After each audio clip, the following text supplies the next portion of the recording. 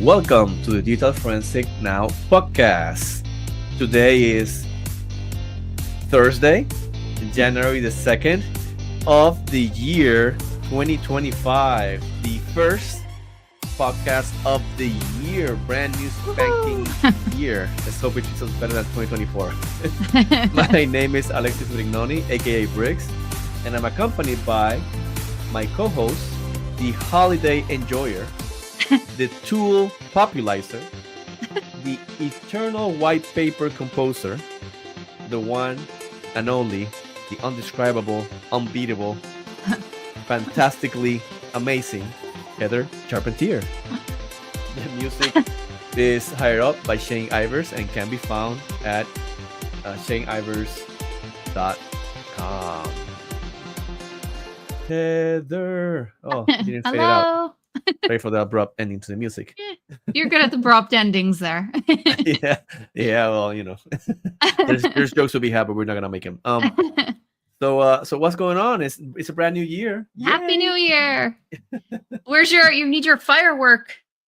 How do you activate those? I'm on the Mac computer. I'm on the Windows computer. So they don't have to have the Mac computer.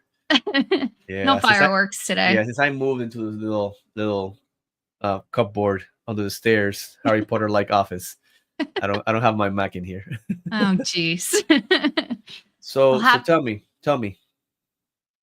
Happy New Year, and what's going on? What happens? What's been happening since that joke? I haven't seen you since last year. Oh, ha ha. Nothing. I had a wonderful holiday. Christmas, I sat in the recliner and did nothing. It was great. And then New Year's Eve, I did the exact same thing and was fast asleep by 8:30. It was fantastic. I bet all the folks that are coming in and listening, they're definitely and have to go out. They're jealous and envious of your holiday enjoyment, which is resting in your nice, comfortable recliner. Oh my goodness. It was great. I don't doubt it. How was yours? A little more activity than mine.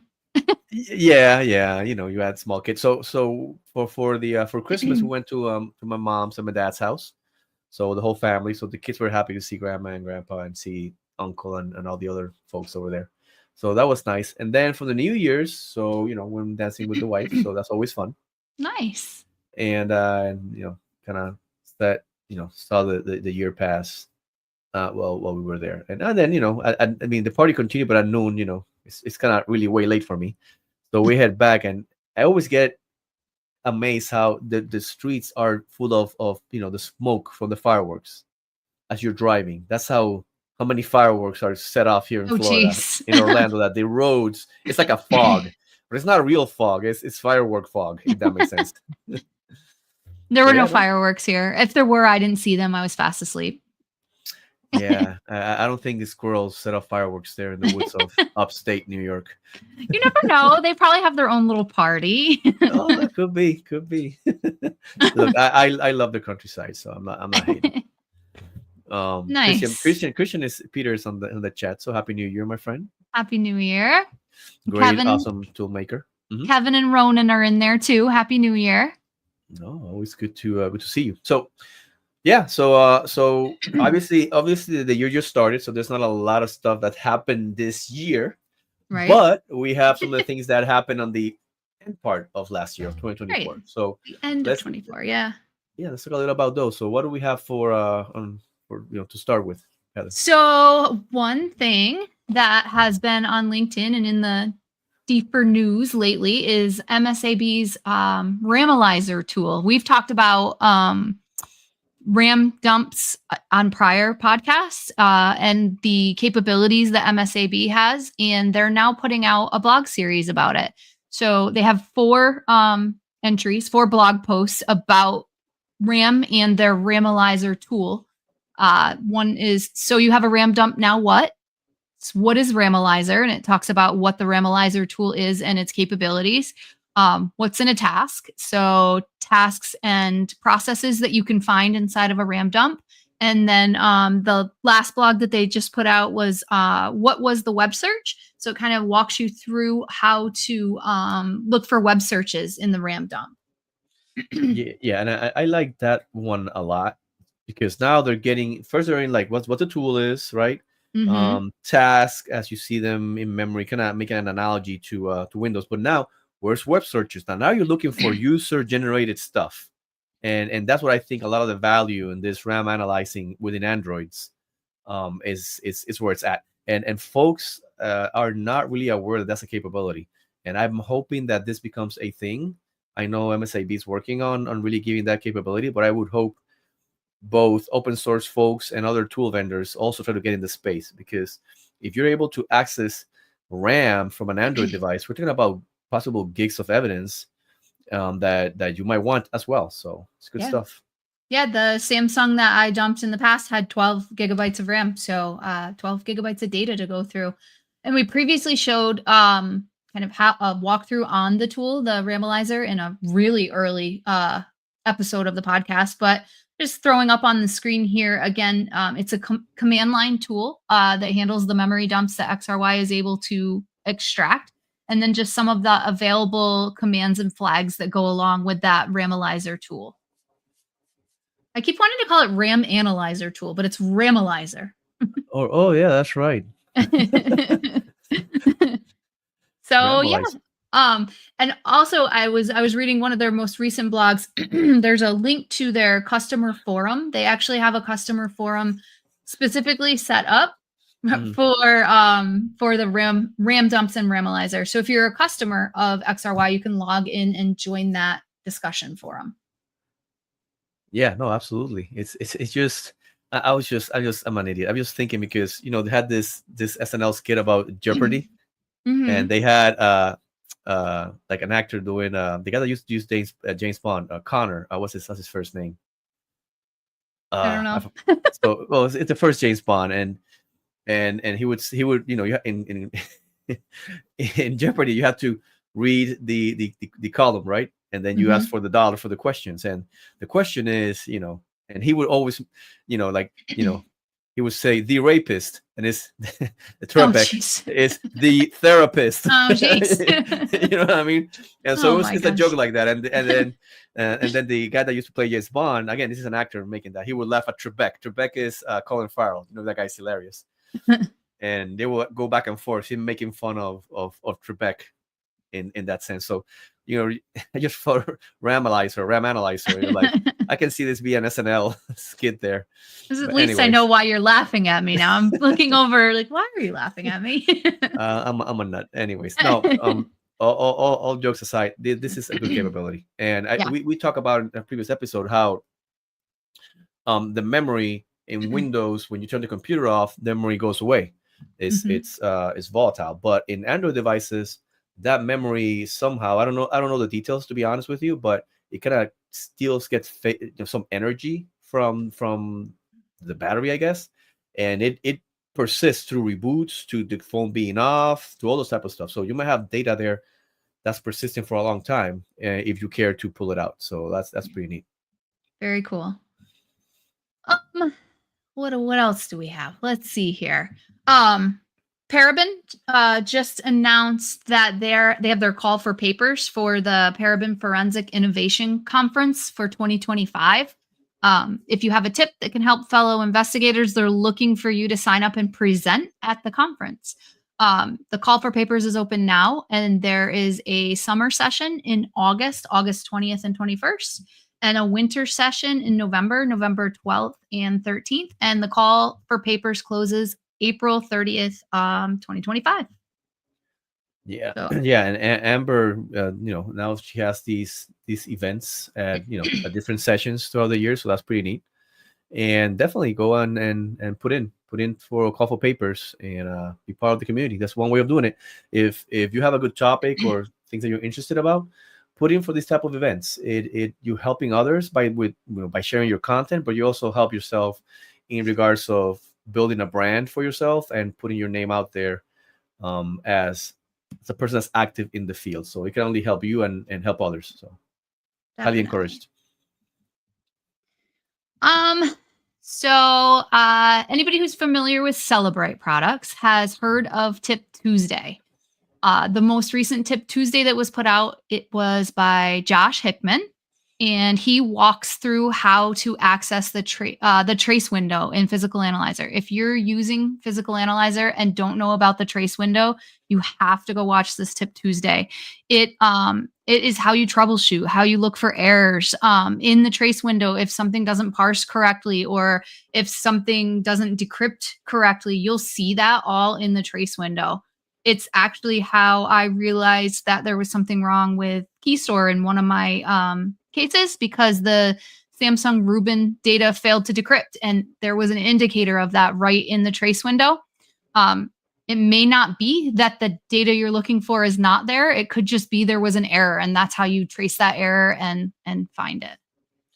I don't. Every time I use PA, I have my trace window open. That's just like, and if I open the program and if the trace window is not open, I open it every single time. I'm a big believer of seeing errors up front, and even in the toolings that we make, iLeap and ALeap and RLeap and all the leaps, we try to make sure that any possible errors or the login flies in front of you as it's going, and actually eats up most of the screen, because we make the assumption that, like you said, well, it's just not there. No, it's there, but the tool might not be able to digest it for whatever reason. It could be as simple as a SQLite database that the query changed.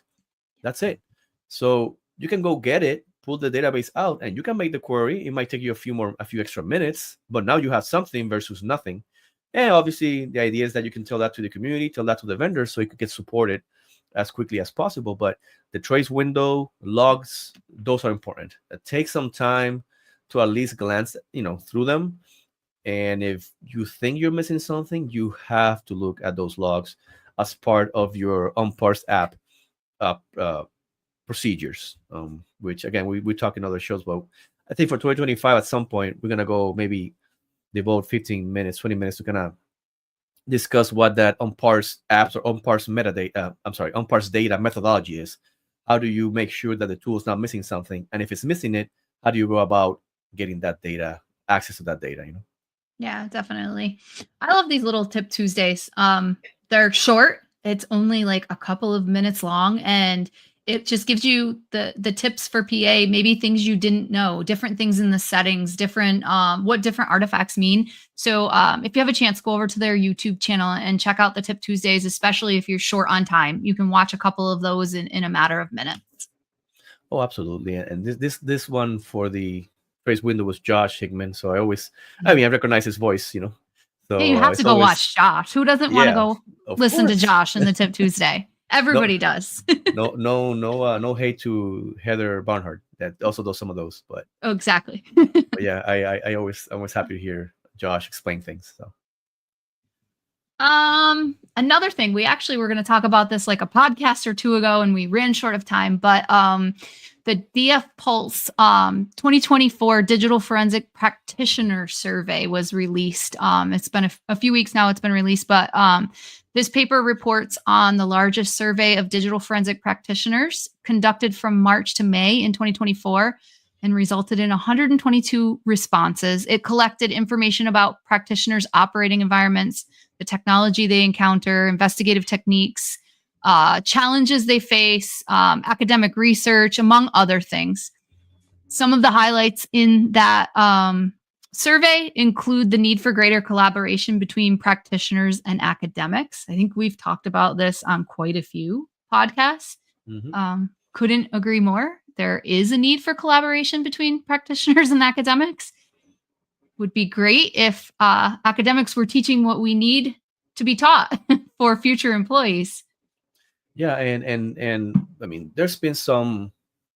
So one of the big problems is that an academic does some research, and the research has to go through this peer review process. It needs to be published, and when it's published, those publications might not be freely accessible to everybody, right?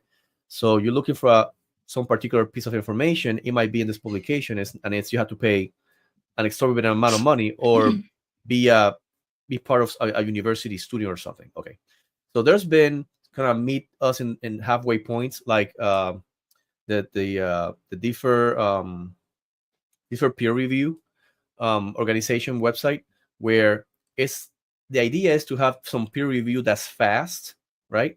And you send your your blog article or your research over to the different peer review site, and then reviewers go at it, and it's fairly quickly published. But the collaboration, I think, is important in order to make those wait times less and to make the information more easily accessible to the community. Yeah. And when it's behind this college or university walls, and again, we don't want to minimize the importance of proper peer review and the time it takes to make it right. So we're all for that. But if we can collaborate more, that would be faster. So I'm happy that there's some hard numbers on sentiment and how that it should be done. Now the question is, how do we go about it? Right, definitely. They also reviewed open source efforts and work highlighting the benefits of open source, commercial tool collaboration with tool vendors in academia too. I love seeing the tool vendors working with academia, having that knowledge already of the tools. Yeah, I mean, it's hard, right? Yeah. Because the profit motive, right? If I come up with something, or the university comes up with something, then we lose any competitive advantage to doing it that way. And it all depends, right? Let's say all is fair in love and war, right? You got company A that it develops an access method, and company B doesn't have it, but they know researchers or the community has something like that. Then they develop with the community, make it open source, and then they not only do they catch up to company A, but they kind of kneecap their market benefit in a sense, right? Because they paired it and made it fully available to the community, right? So you see that competition is good. But you can see it both ways, just that kind of collaborating and also undercutting each other in order to get some parity. But as an observer of the market, that is a good thing. So let's hope more of that happens. So Brett says the FIR review has one academic and one practitioner for the peer review. That's great. There we go. That's exactly what I was talking about. Obviously, Brett is involved with that effort, and he gives us the deals behind it. I had, I think, 3 or 4, if I'm not mistaken, and not myself, also with other collaborators like Kevin Pagano and some other folks. We collaborated on some of those articles, and it's really good when you have to testify at a court, and you can say, yeah, I've been peer reviewed, right? And I've done some research, and then here it is, right? And it always gives some more credibility, which is what you're trying to establish through that process. So do submit your research or articles, and also be part of the effort, right? Be a practitioner that also peer reviews. That's a good thing. Definitely. We have a nice little comment in here. Loads of love and appreciation from Ghana. I've learned a lot from this podcast. Wishing you all the best in 2025. Wishing you the best too. Thank you. Thank you. That's awesome. It's a little ways away. Yeah. No, I appreciate that Addie is in the chat. I don't know what time it is over there, but it's late. But we appreciate it. Lots of love. With that survey, also, it's worth noting that A-Leap and I-Leap got mentioned. That's awesome. Yes. as a really well documented project, which is kind of funny, because I mean it is well documented. Like, you have the source code, but the documentation is not where I want it to be yet. So we're still working on it. I will say, because I'm vain like that, that we also got mentioned. Where you are. Oh, yes. This way? Yeah. Over here. We both got mentioned. Because when the survey came out, the issue with service is getting people to participate. So the podcast or social media and all that, we pushed out word for folks to participate. So the organizers were really grateful. And again, part of being a member of the community is to also collaborate with the other folks' efforts. So we try to do that as much as we can. So we appreciate their mention there. Also, lots of love for the researchers for the DFPulse 2024. Which I'm gonna say something. So after this came out, which is good, my thoughts were, there's so many things we can ask practitioners about, right?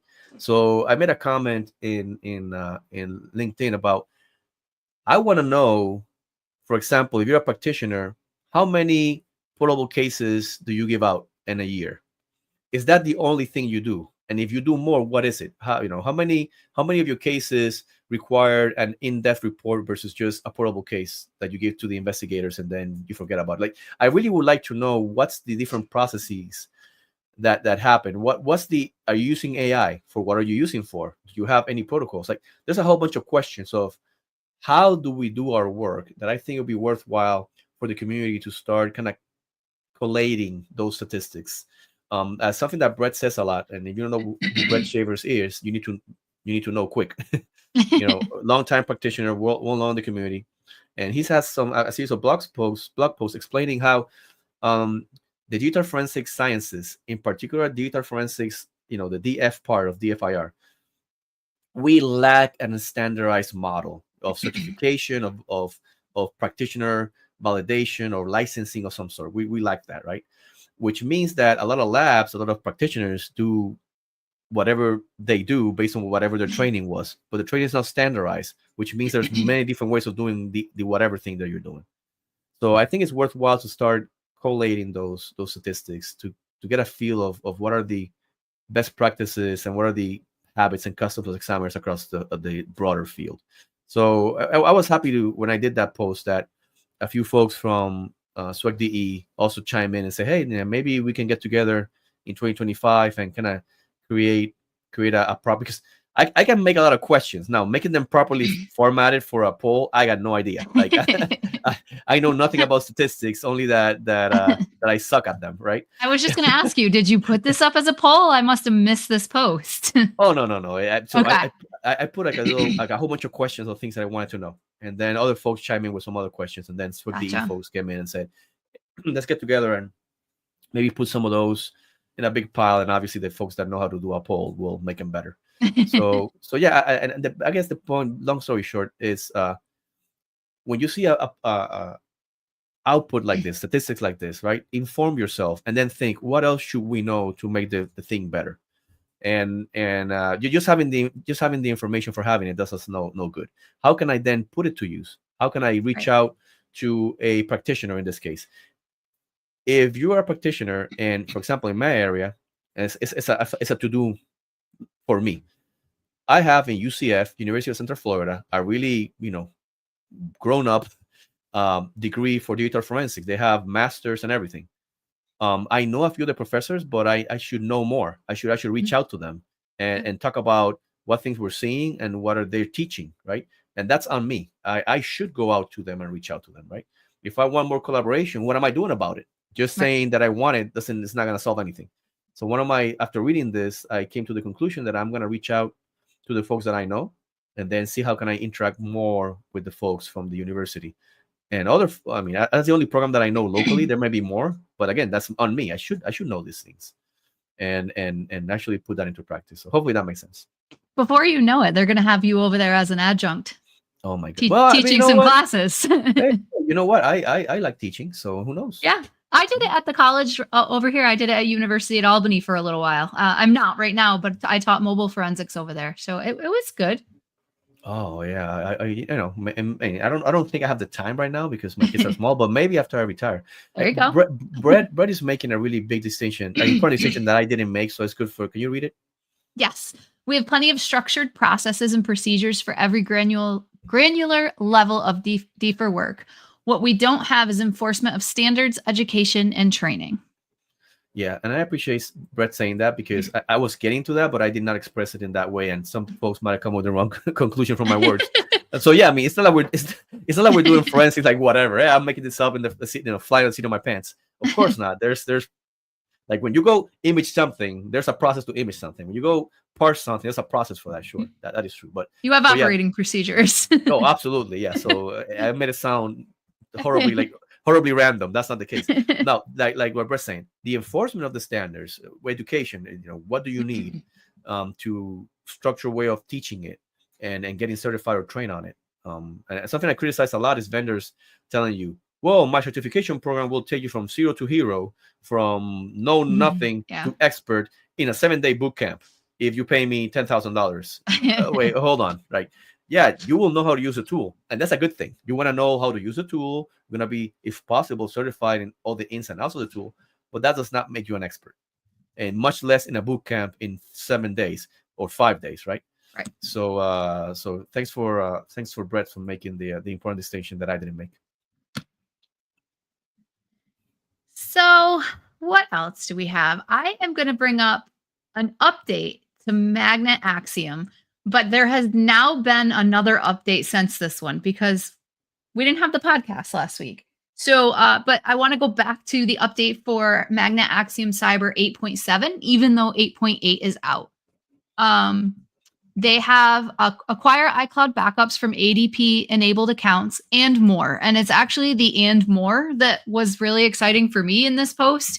So in their new update, they have part of the blog is about setting a date range in their tool, the time filters that are commonly used to focus on the relevant data. But the important part for me was that you can now filter your data and have the option to include artifacts without timestamps in your cases. So for me at my job, I get date range search warrants quite often. And when you take a tool and you narrow it down to just the date range that you're looking for as set forth by the warrant, it doesn't usually include anything that doesn't have a timestamp. So just because an artifact doesn't have a timestamp doesn't mean that it necessarily didn't happen during that time frame. A little more work needs to be done on those artifacts that are there that don't have timestamps to figure out what the timestamps actually are. So the fact that Axiom is actually including that in their, or giving you the option to include it in your date range filter, I just love that. I'm actually going to put a picture up. Yeah, and I agree. And I mean, I agree that functionality needs to be there, but I have thoughts. But let's look at the image, and then I'll have the thoughts after that. So just kind of a little, I stole it from their blog, a little picture of their time frame filter and the date time. It's not stolen. It's on loan. Okay. Oh, stolen. I steal things. It's okay. Okay. Her. Right. I don't steal anything. Right. I loan. Okay, and I give it back. The date time options are still there the normal way. You set your date range, set your time range, but now there's a little checkbox that includes hits without dates and timestamps. A simple checkbox, pretty neat. Mm-hmm. But here's my thoughts. Right. So, as a general rule, I don't like those type of restraints because we're losing data that might be within the constrained time frame. And let me give you an example. So let's say, okay, I only want the timestamps for files created within this this range, right? These two timestamps. Well, let's say that your piece of evidence is a computer. That computer had a database that was recovered from a backup. Okay. So the database lands on the computer today. The modified time is from today, later in the afternoon. But your search warrant range set to include only items that happened last week. Well, that would be out of play, is it? Remember, this comes from a backup, and you cannot tell that by looking at the creation date. If it was kind of copied over or whatever, right? You will have to look at the insides of the database and figure out that the entries of that database each have their own timestamp on when they happened, and they might have happened, most of them, the week before, which is within the time scope frame or the time frame or the scope. So what does that mean, right? At some point, I think we need to educate our courts and our prosecutors and our defense attorneys that we do understand why we want to limit some time frames for privacy considerations, especially in civil procedures as well as criminal. I get it, but there has to be consideration that data might not be constrained by the timestamps of the container that might be in, because data doesn't just files are not the evidence is just it's not just a one file on the file system. It could be a whole bunch of stuff inside a container like a database, right? And Jess is saying, and let's read that real quick. Check out this WigDE documentation on minimization. Gives great examples to educate on this. I don't think I've even looked at that one, so I'm glad you just pointed it out, Jessica, because I have to go find it now.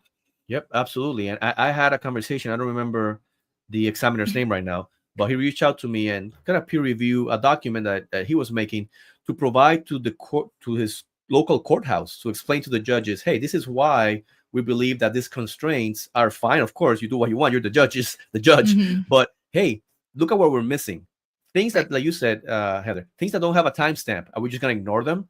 Because sometimes things that don't have a timestamp, we can put them within the context of that time frame when we do our full analysis, right? And And we can talk a little bit about data that's deleted, for example. Data that's deleted, that's maybe carved out, doesn't have a timestamp because it's a file that has no metadata, but the content of the file might give me an indication. A stupid example is you have a picture of you holding a newspaper, right? It's deleted.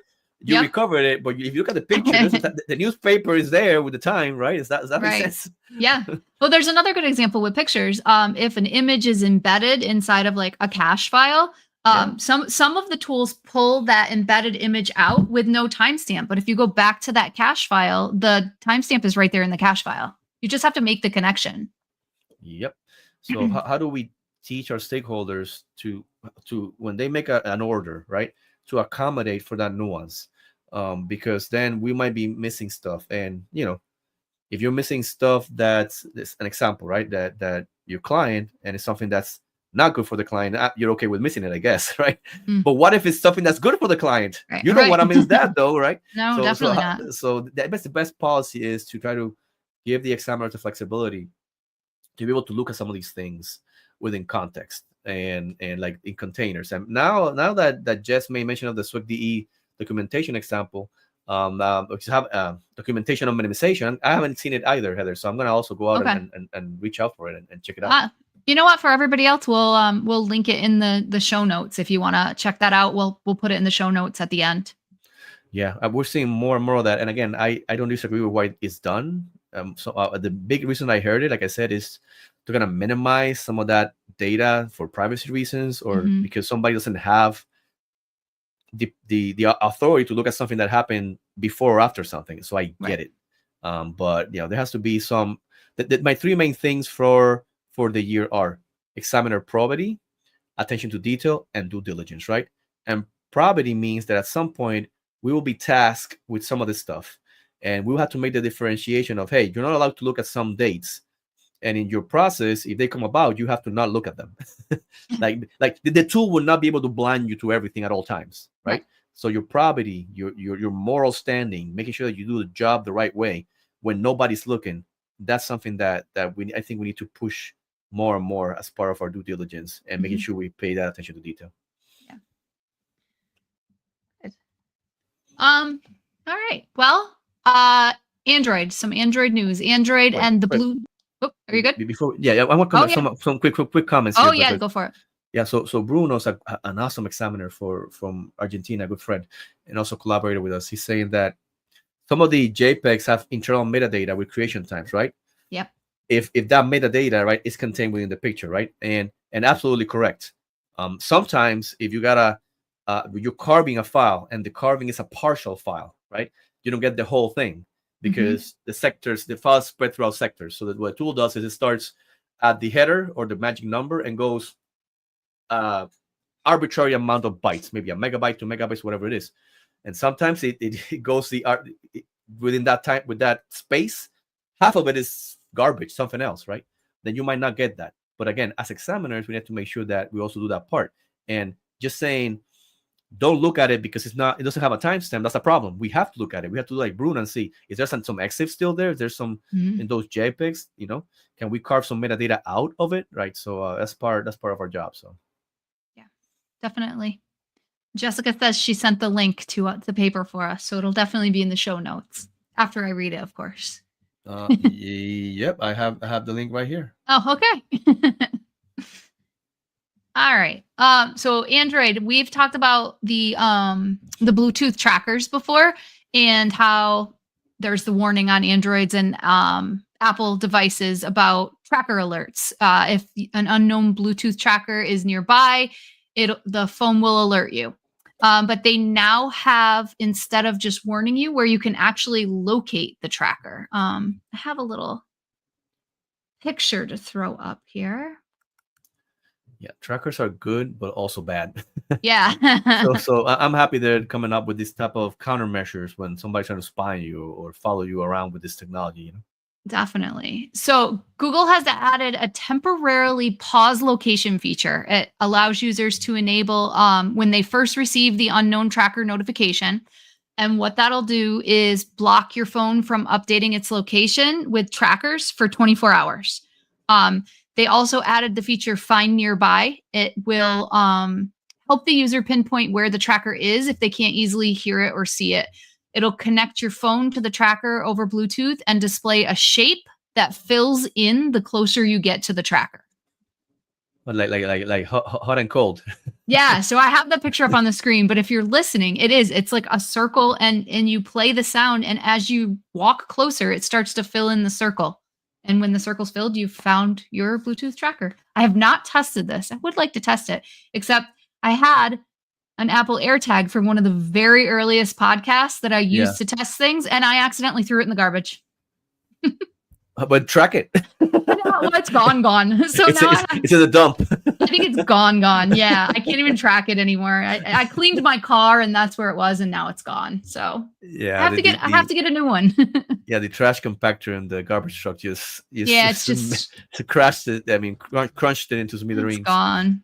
So I'll have to get a new one and test this out. Yeah, no, absolutely. Looking forward to it. Well, there's a nice little article on it from Engadget that I'll put in the show notes as well. Yeah, I mean, it's some of the solutions to some of this. So, again, technology is like a knife. You can butter your bread with it, or you can stab somebody with it, right? And the protection, it's knowledge, right? If you're a user of tags, a responsible user, that's a good thing. Mm-hmm. But let's say you're a person that's vulnerable for whatever reason, right? And you might believe that somebody might try to track you for whatever reason. Then you need to be aware of what the countermeasures are, and this is one way of doing that. Right. Definitely. Heck, I think we could do a class on technology that has like that dual use and countermeasure. That sounds like a good presentation, I think. Yeah. I don't know. I just thought about it. One of those call for papers, right? Yeah, like technology, the Dr. Jekyll and Mr. Hyde of technology, right? There we go. So another thing that has happened recently on the groups, I forget what group it was, if it was one of the Google groups or the IASIS listserv, but it doesn't matter, was a whole bunch of chatter about iOS in 18.2 about their stolen device protection. There in the post, long story short about the post, somebody was trying to connect their device to one of the forensic tools. And when they connected the device for extraction, this was an unlocked device, the trust verification came up on the phone. They hit trust, and normally what comes up? Your passcode screen. And they had the passcode, and you'd put the passcode in and move on with your extraction. Except that's not what came up. A Face ID screen came up. So hit Face ID, and it doesn't find it. Try again. Usually then your passcode will come up as like a default backup. Well, it doesn't anymore with this new stolen device protection that is on by default in 18.2. So I have some screenshots here of it. I had to, after reading this post, go check it out with my iPhone. So I updated my iPhone to 18.2, navigated to the privacy and security, and went and found that the stolen device protection is there and it's on by default. And also by default, it goes to, there's what's called a security delay, and it requires a security delay if the phone is away from familiar locations. That's by default, or the user can change it to always require the security delay. So what is the security delay? It's for actions like changing your Apple account password or changing numerous different things in settings. If you go to reset all settings or do anything in settings, that security delay comes up if you're away from a familiar location. Another thing I found I couldn't do without the 1 hour security delay is turn the stolen device protection off on my phone. I tried to turn it off. It's my phone. I have the passcode. I needed to wait the hour security delay because I was away from a familiar location, which I was at work. So I'm not quite sure how they don't consider that a familiar location because I'm there more than home. But that's besides the point. I think the phone detects some hostility there from your part. I don't know. We kid. We love our workplaces. Okay, that's a we hate work joke. Okay, but it's not reality. Just saying. So my assumption was though that like the familiar locations is based on the significant locations or saved locations in the device. It didn't recognize my work as a familiar location, and I'm not 100% sure why. But if you're seizing devices and you have consent for the device and this stolen device protection is on, it would probably be a good thing while you're at the person's home to turn the stolen device protection off before you leave that familiar location. Because when you get back to your lab or your office, you're going to need the person's face or the face, yes, to be able to turn that stolen device protection off. So here's kind of what the security delay looks like. It comes up as security delay is required to change stolen device protection, and then it starts its 1 hour timer.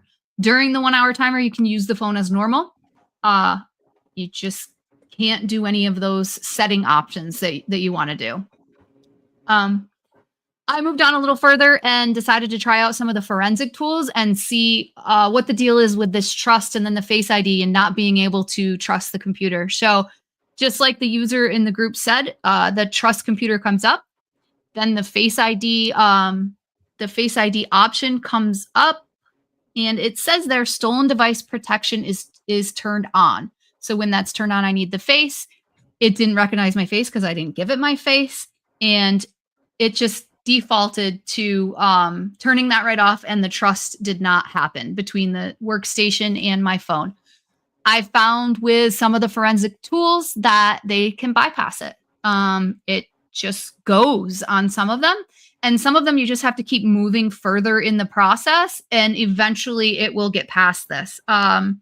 So, I mean, test out your forensic tools on a test phone, see which tools you have in your lab that do support just bypassing this, and which tools don't, because you'll definitely have to keep in mind to turn that stolen device protection off if you don't have the appropriate tools to be able to bypass this. Yeah. Talk to your tool vendors, and and there's some solutions out there. Christian makes a point here, and I think I saw the same thing in the ISIS listserv. What was his experience, Heather? I was able to pair my device at home without biometrics. At work, it wasn't working. Yeah, and I think if I remember correctly, one investigator was at the office, couldn't get in, and they had to drive all the way back to the suspect's house. I think you read that one, I think. Mm-hmm. And then they were able to get in. But then Yes. on your testing, that didn't happen on your testing. You do require the biometrics, right? I didn't drive to. I thought that it would know that work is a familiar place for me. You were still at work. Okay, gotcha. Yeah, I didn't drive to a familiar place and actually test that out. So I'm unsure if it would have worked with my phone. I'm sure it would have if I'd gone home. But yeah. I mean, and imagine if a national agency like the one I work for, you're doing a lead and seizing a phone in California, but you're sending it over to New York, right? Oh, yeah. I did not took this out. You have to fly all the way back, right? So we have to be aware of this capability. And some folks were really mad about it, examiners, and I get why, right? It makes the job harder. It reminded me of the Hitchhiker Guide to the Galaxy, right? In the beginning, the universe was created, and it has made a lot of people very angry, and has been widely regarded as a bad move. I know folks might think of this capability as a bad move, but we got to think of where this comes from, right? And I've seen this firsthand here in the States, but also overseas.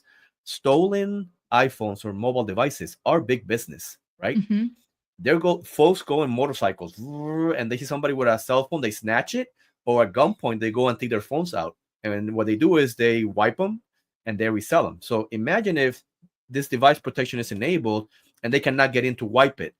Right.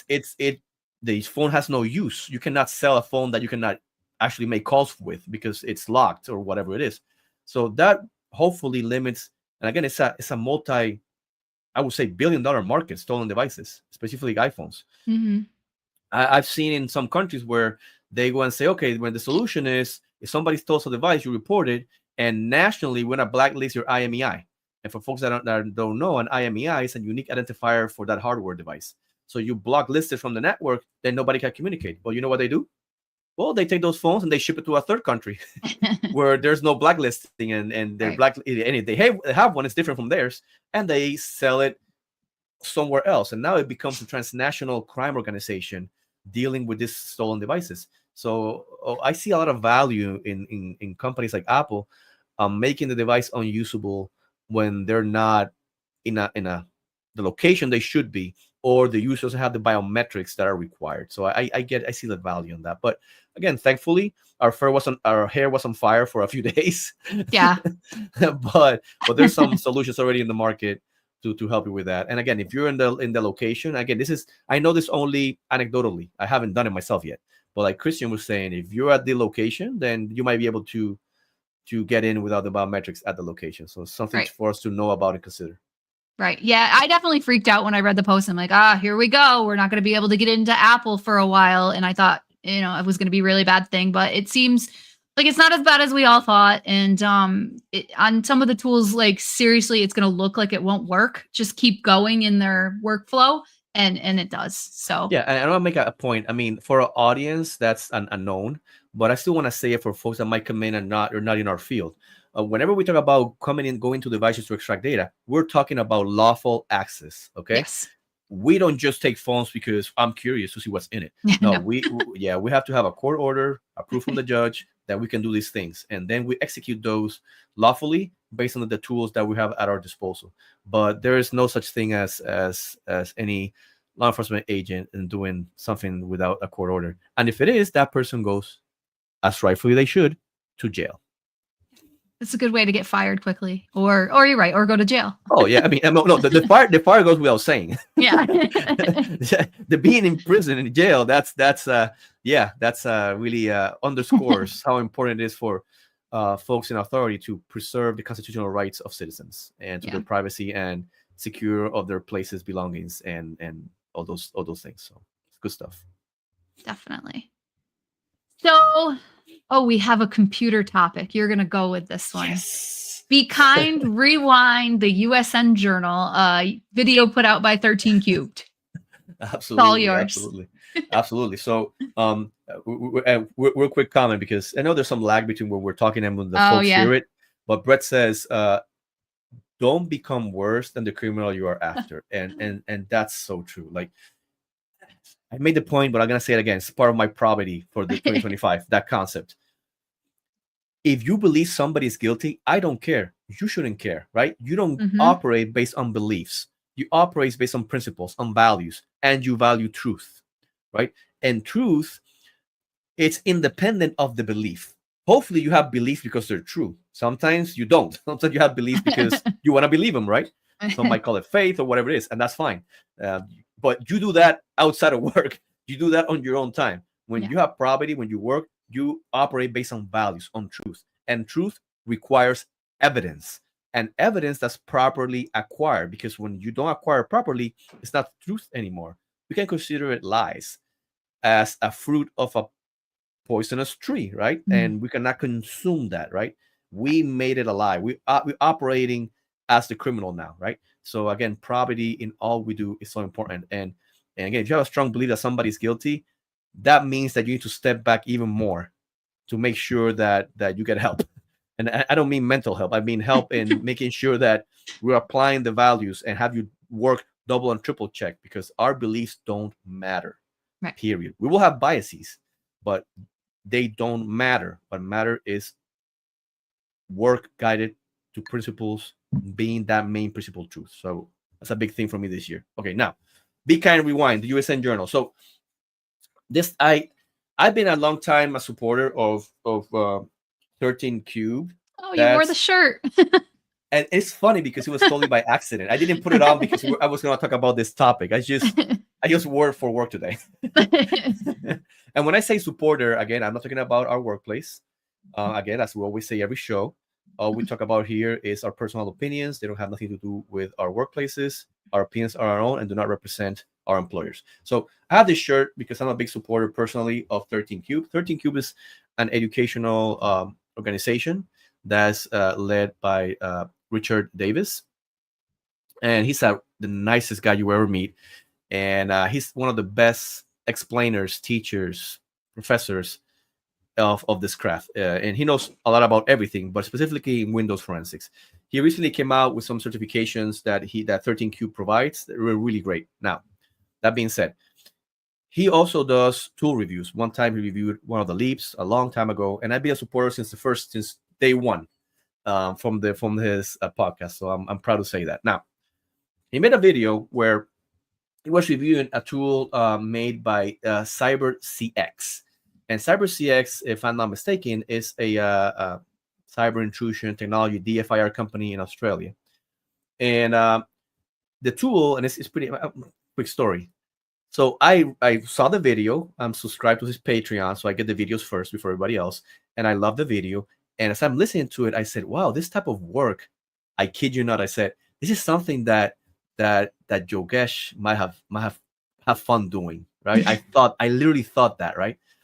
And again, I forgot what company he worked for. Well, like almost at the end of the video, Richard says, "Yeah, CyberCX and coded by Yogesh Kathuri." I'm like, Oh, really? I knew it, I knew it, right? When you know somebody well enough that you've seen their code and what interests them, I kid you not, I knew it was him without knowing it was him. Oh my goodness. Yeah. So Yogesh is a great friend. He's really busy with a lot of work now in Australia, but when he used to be in the United States, he is an equal from my perspective, an equal co-founder, developer of the Leap tools. I started with the Leaps, and when he came in, I learned.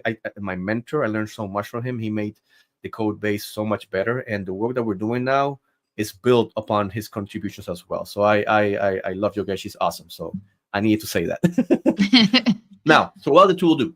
So what the tool does is, first of all, you're gonna be aware of what the USN Journal is, and it was a timely video because I was working with.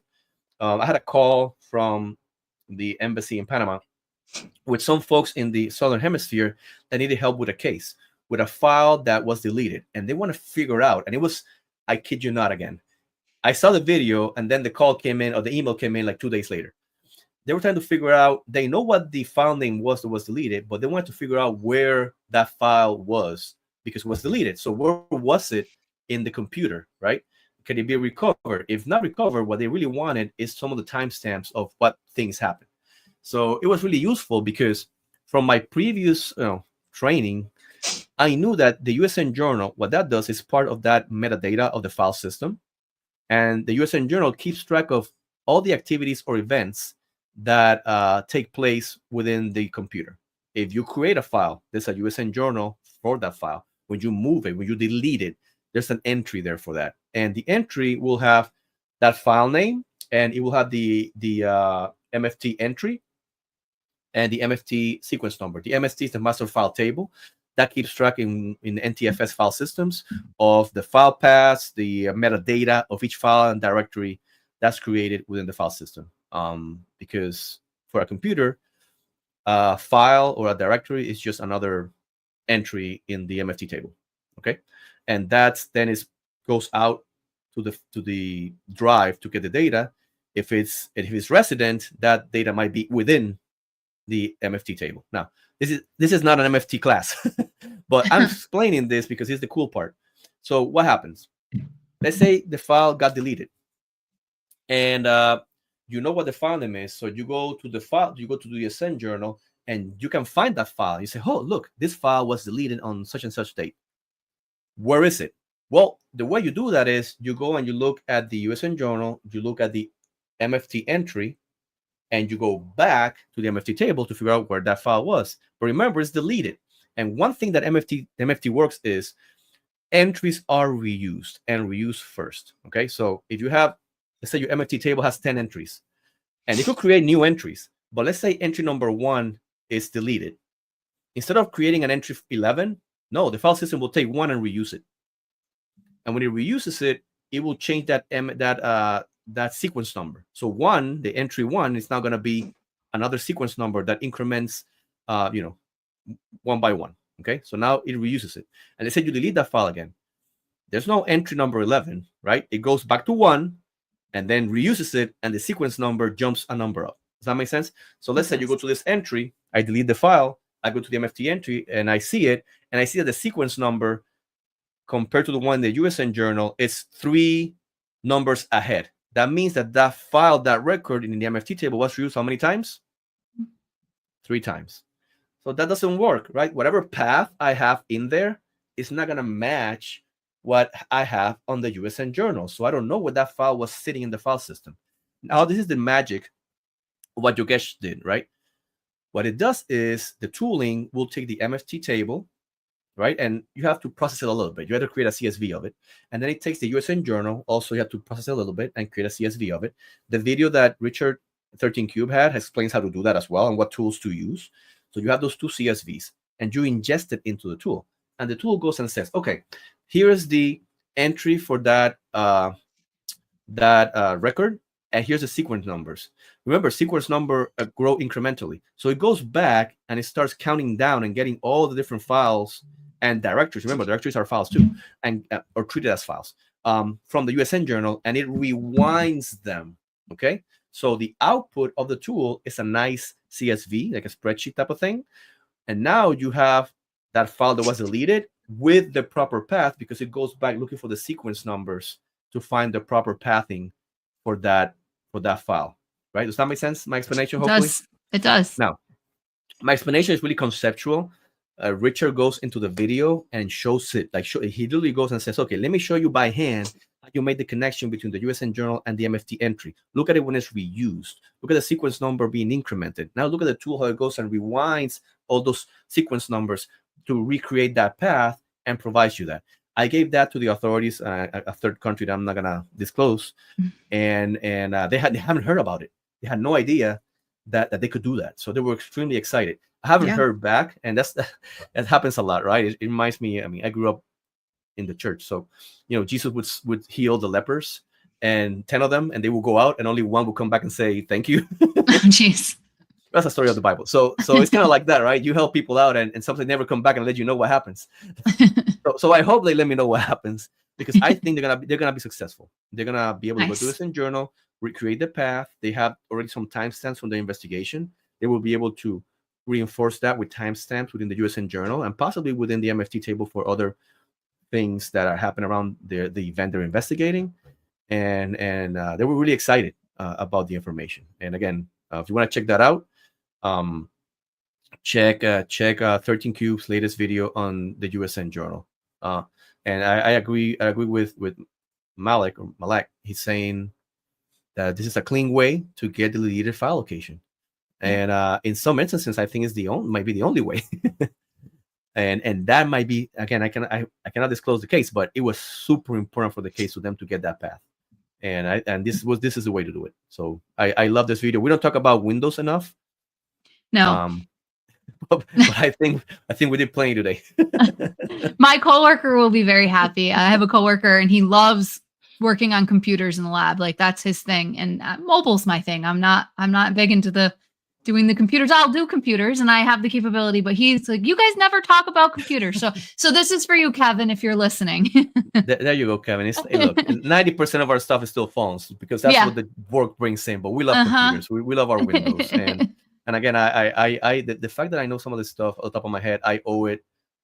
I mean, I taken other courses within my organization. They're great. But what really drove it home was taking the BCFE with IASIS, for me at least. And if folks are trying to become examiners, you are not going to go wrong with the BCFE. And by the way, the BCFE doesn't give you any commissions. They don't. But we teach for them, and we get paid $0 for teaching. It's all volunteer work. So we're not saying this because there's any benefit or nothing, right? We don't put things out to get any personal benefit out of it. We put it out because we think it's useful. And the BCFE really drilled down on me all these details about the USN Journal and how files are created, how they're spread out on if they're resident or non-resident. All that good stuff came from a good training, and IASIS is a good way of doing that. So from my experience, it's really good. Highly recommended. I have to do that training still. I still have not done that. well, I think you should. but then I can't come teach the class with you, and it's all on you. I think you should do it whenever I'm not teaching anymore. then you can do it, because then it won't be my problem. All right, I'll wait till then. I'll wait till then. Malik is asking, is it possible to make a GUI from the journal to support the flow for the examiner? Yeah, of course. Yeah, there is. So the way Richard does it, he uses some of Eric Zimmerman's tools to ingest the CSVs, to be able to look at them and search through them. Timeline viewer, don't correct me if I'm wrong, but whatever Eric Zimmerman's timeline viewer application is called, he uses that. He uses other tools. So there's some kind of GUIs already for that in a sense. But yeah, if folks are up to it and kind of automate, because the tool that Richard showed is all it's all command line and then creates a CSV. So if somebody wants to create like a front end for that, I think it would be a good thing. So Yeah. absolutely, go Definitely. check that out. CyberCx, and for that tool, and it's the to rewind the USN Journal. So go look that up. 13cube.com. Nice. So a LinkedIn post from Daniel Avia. I want to say Avia. How do you want to pronounce it? So it could be so that Daniel, he's from Brazil. So it could be Avila or it could be Avilla, at least in Spanish. I'm not sure, but I'm gonna say Avila. I'm gonna go with Okay. Avila. All right. Well, he had a LinkedIn post about downgrading APKs on Android 15. That he posted, I think just a couple of days ago. So he was talking about forensic research on that was done in their lab on performing the technique of downgrading APKs on Android 15 for forensics and data acquisition purposes. He mentioned that the method is allowing the collection of sensitive data from applications such as databases and cryptographic keys, expanding our investigative possibilities. He said the APK downgrade may become the only viable alternative for success in gathering critical information in your investigative cases. So the APK downgrade, I don't do that. Do you do the APK downgrades?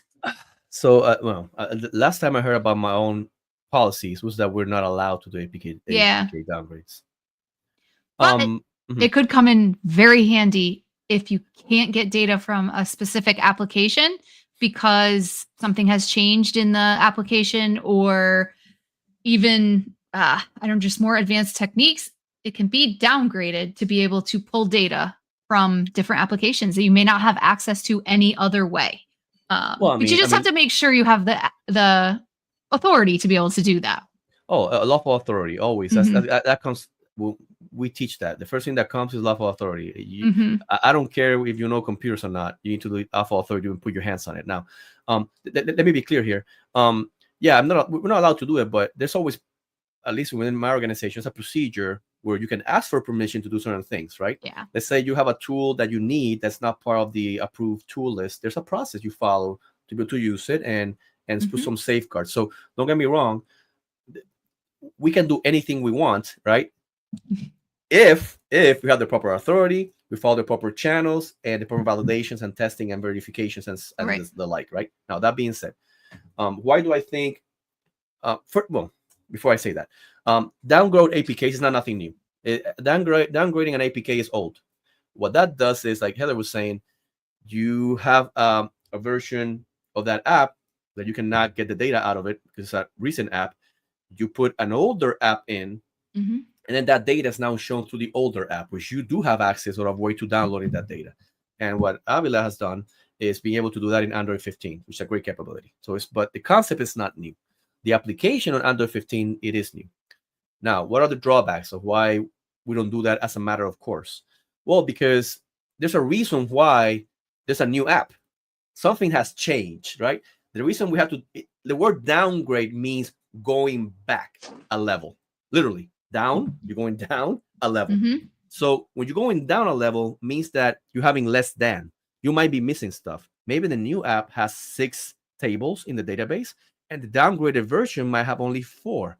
Those 2 extra ones being added with the new APK or program for that application. APK is just the program, okay, in Android. What if the data you need is in those 2 tables, right? And you went for it and you didn't get it? You have no way of going back. It's not reversible. Right. When something goes away, you cannot, I'm going to upgrade, upgrade the app. Well, yeah, you're going to upgrade it, but you're going to miss that data. So you got to be judicious, right? And have your due diligence. If you're dealing with a ticking time bomb scenario, then get your proper authorizations and do that downgrade APK ASAP, right? And I'm pretty sure the folks in authority will allow you to do that, okay? Again, it's all about proper legal and organizational authority to be able to get things accomplished. But as a matter of course, maybe you're better off waiting a few weeks or maybe a few months for your tool vendor to support it, or for somebody or yourself even come out with a process to be able to get that APK data out from that program that you couldn't do before. You have to make those decisions in conjunction with your higher ups. When is an downgrade APK needed?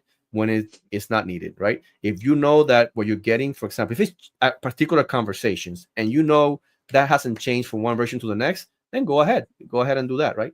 So again, it's all about you making sure that you're making an informed decision, or not. Let me step back. Make sure you inform the people that make the decision, give them the right information so they can make the right decision on how you're going to proceed. I think too, if given the time and the test devices, test it on your own test device first. See what the difference is between the two different applications. See if you're going to lose a bunch of data.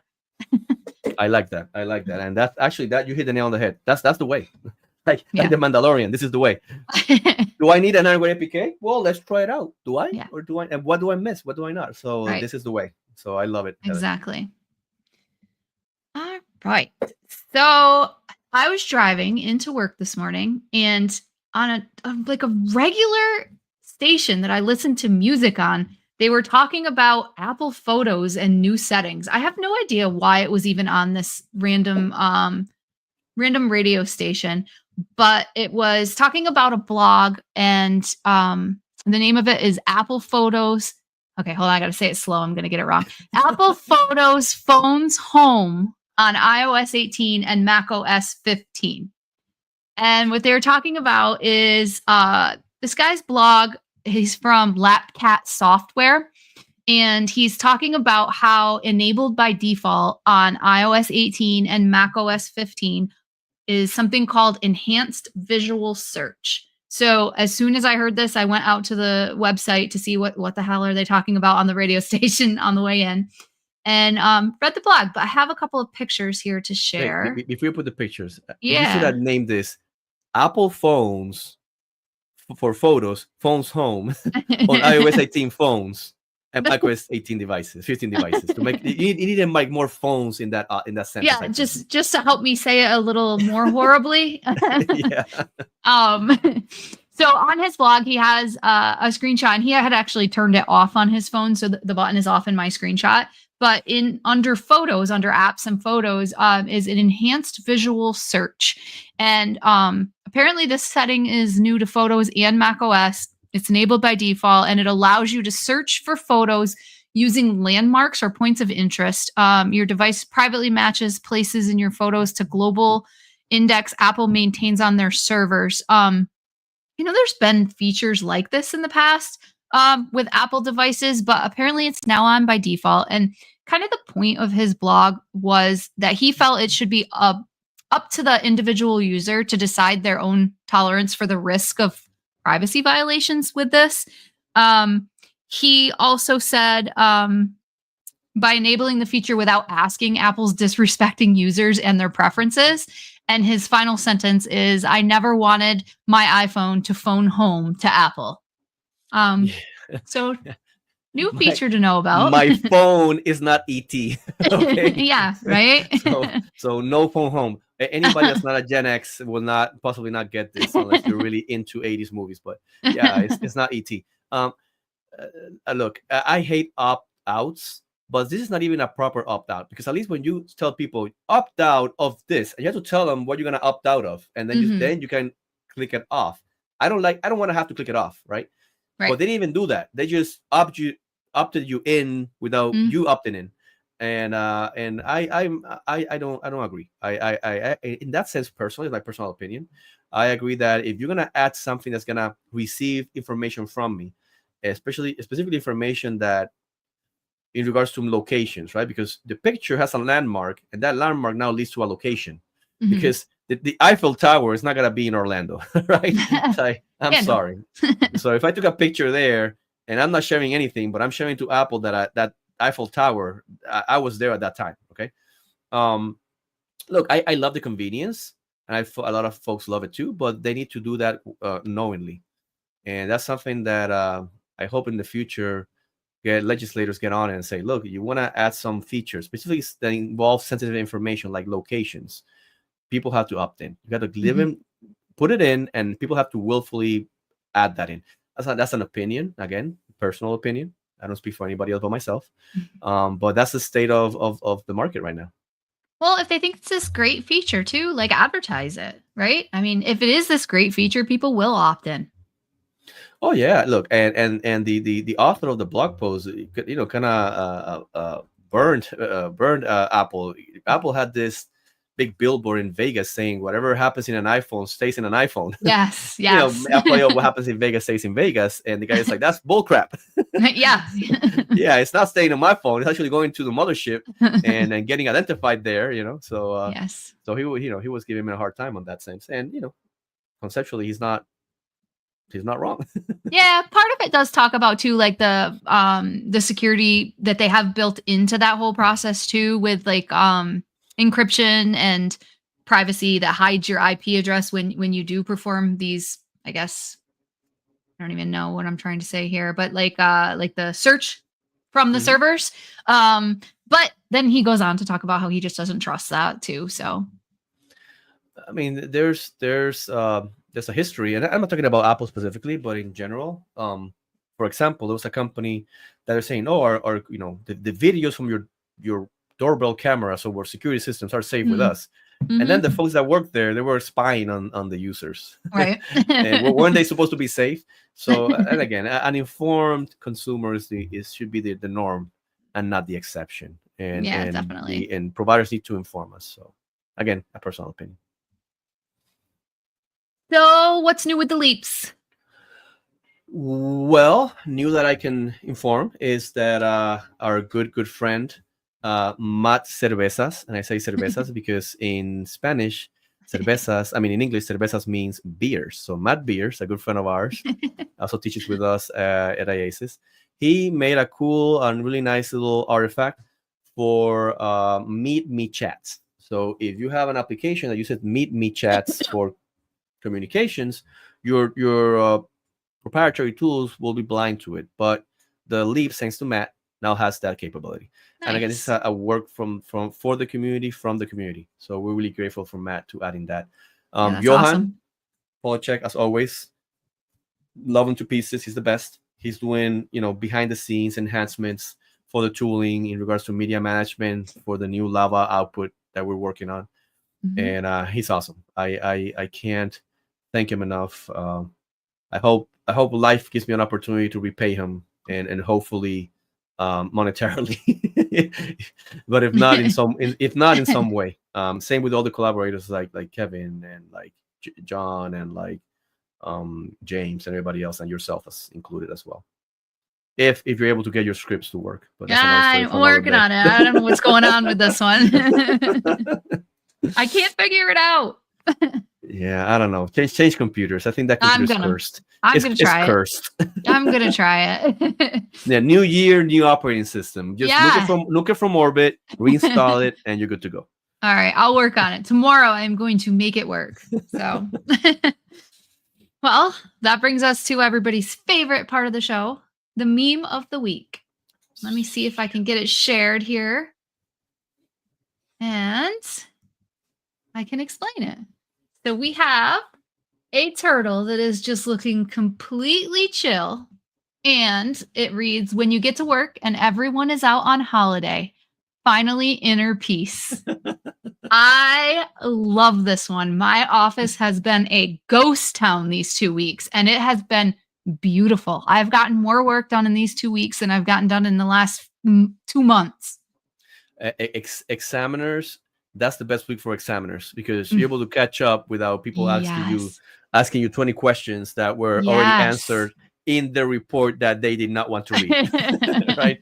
So this is a good time of year. And I was reading another examiner, I forgot her name, but she was saying in LinkedIn that if an examiner goes on holiday in the holidays, right, they have to work really hard before they leave, right? So that way they can kind of try to catch up with all that work, and then they can put it on the stakeholders' lap, and then they can leave, right? Yeah, and, there you go. Your stuff is there. Have fun. I'll be back in a week or whatever it is. But some of us that do come into work in some of these days, I think we all can relate to. The office is quiet, not even a mouse stirring, and you can get so much work done. I think it's my favorite 2 weeks of the year. Hey, what's the song? Is our most favorite time of the year for the holidays, Yeah. right? Yep. Not because of the To jingle go to bells, work. but to go to work. Yeah. Yeah. We need a life. We need a life, Heather. Oh, big time. I'm here telling you how I went to bed at 8:30 on New Year's Eve. Now I want to go to work during the holidays. I do. I need a hobby, a different one. Yeah, our hobbies can't be doing forensics. No. Well, folks, we got to the end of the show, the first show of the year. I appreciate everybody Yay. here, everybody in the chat. Like Brett is saying, get more work done on a day off in the office than a day on in the office. So yes. I like the play on words with on and off. So true. So we're gonna be here hopefully in 2 weeks. Yes. Time and news permitting. Mm-hmm. And that's all I got. Anything else do you have for the good of the order, Heather? That's all I have. Happy New Year. Happy New Year to everybody. Don't do anything we wouldn't do. And if you're gonna do it, make sure to invite me. Okay? Yeah, me too. All right, everybody. Have a good night and we'll see you soon. Bye. Thank you. Bye.